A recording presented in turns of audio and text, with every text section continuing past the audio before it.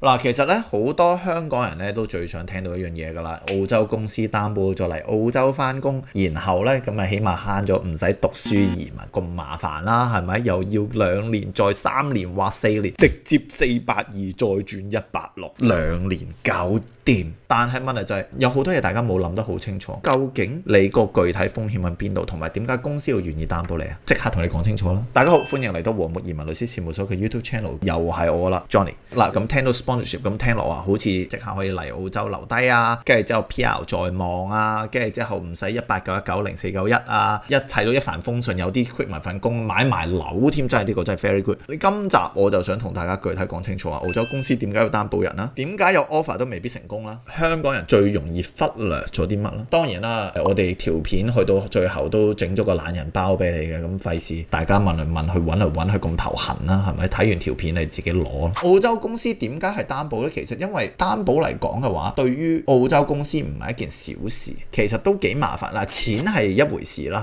嚇，1萬蚊、萬零蚊澳紙。講真，任何一間 respectable 啲嘅澳洲公司咧，都會拎得起呢筆錢嘅，唔會攞唔起嘅。我哋有啲澳洲嘅咖啡廳啊咁嘅樣，一3、4、5、6個人都擔保到萬幾蚊，完全冇問題。咁乜嘢係問題呢？ Employers obligation 同埋你個 workflow 麻煩，因為點解公司要披露佢個財政文件咯，俾內政部咯，要證明喺本地請唔到人啦，仲要有個薪水要求啦，要 make sure 你 meet 到 TISMIT， 即係或者係 CSAT 啦，即係你個最低工資要求啦 for 擔保嘅，仲要承擔額外嘅法律責任同埋擔保責任。咁所以正常嚟講，一間公司佢要去到係願意擔保一個人，其實代表佢真係缺人啦，佢真係覺得你有價值啦，同埋佢真係想你長期喺嗰度翻工嘅。咁而家係咩地方比較多呢？例如話 healthcare 啦、trades 啦、建造業啊呢啲藍領工人啦、engine 啦、engine 一直係最多噶啦。咁工程師大部分都係俾人擔保 ，aged care 啦同埋 tech 都多嘅。咁所以呢啲嘅話越嚟越缺人嗰陣時咧，咁其實 sponsorship 嘅情況係一直有嘅。但係另一樣嘢，好多香港人誤會咗一樣嘢，就係有個公司請我就代表一定可以留得低。其實完全唔一定啊。當然亦都要睇翻你咩簽證啦。除咗485嗰班啦，我 Johnny 一直都覺得啦，你個讀書移民係比較靚噶啦。咁但係如果我哋係講緊482嗰班嘅僱主擔保嘅話咧，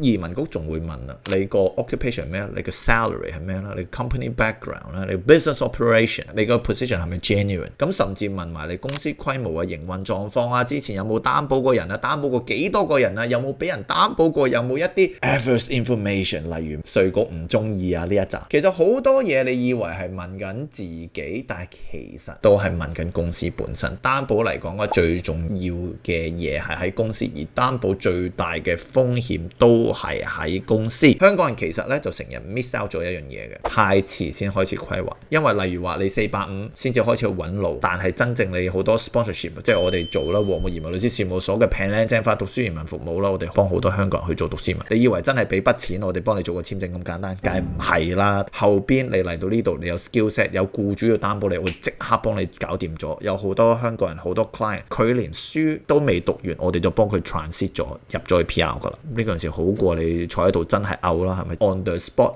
啦？即慳翻半年學費。當然啦，做唔做到都睇翻你本人嘅本事嘅。你有信心咁我一定幫到你。其實大部分人都會好早就開始準備噶啦。比較想針對多少少係關於你喺境外或者你揸緊482嘅香港人。因為你揸482嘅香港人，如果你本身個年紀已經過咗，例如話你可能47啊、48啊、50，咁你行唔到讀書移民噶咯喎。咁你只能夠行482。咁你有唔同嘅情況你要考慮。如果公司經營不善佢執咗，你有冇可能揾到一個新嘅擔保去續你嘅482？因為你482嘅話係同公司綁定。如果482你個公司執咗，咁你有180日咧，你要揾到新嘅擔保，揾唔到你就 in breach， 咁你就麻煩啦。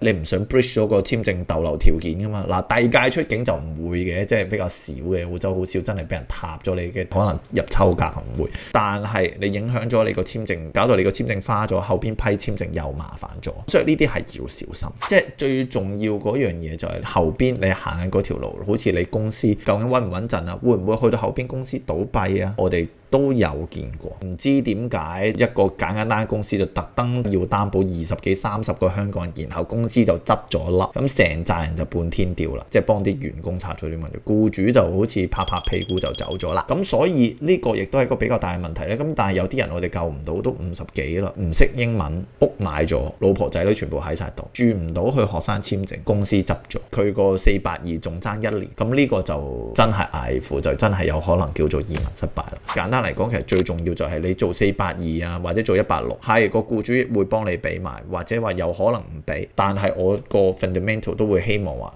一定要揾一個律師去真係俾到你嗰個 independent 嘅 legal advice，就唔會唔俾你 legal advice，因為你過嚟澳洲咁大嘅一件事，一定要 make sure 你自己去保障到你自己嘅權益，知道你嚟到澳洲你個具體個 downside risk 係乜，你見到啲乜嘢症狀，或者公司好似感覺有啲頭暈身興，你自己係一定要捉得住呢件事，然後好好咁樣去抵消到呢個風險，令到你一家人就唔會去到後邊只能夠含淚離開澳洲啦。而我真係見太多啦。嗱，講到呢度應承咗你啦，如果你想自己知道小心啲，有冇辦法可能爭其他簽證，有冇辦法提早做 PR 啊，或者話你而家份工有冇 pathway 啊，或者你諗住行482或者行緊482，又想知道有冇啲咩自己要小心啊，準備咗個叫僱主擔保懶人包，入邊包含咗澳洲公司最常擔保邊類人 sponsorship 常見誤區482 PR pathway， 香港人仲中意踩中嘅問題，同埋點樣去增加你俾公司擔保嘅機會，令到你特快攞到 PR， 唔使真係坐艇3年或4年咁慘。想知道嘅，想了解更多嘅，歡迎 WhatsApp 翻我哋，有晒 QR code。因為而家澳洲移民咧就唔再係搏分數，而係睇翻個公司想唔想擔保你。當然香港人嘅話，你仲可以讀書移民嘅，和睦移民專注澳洲。下一期再講。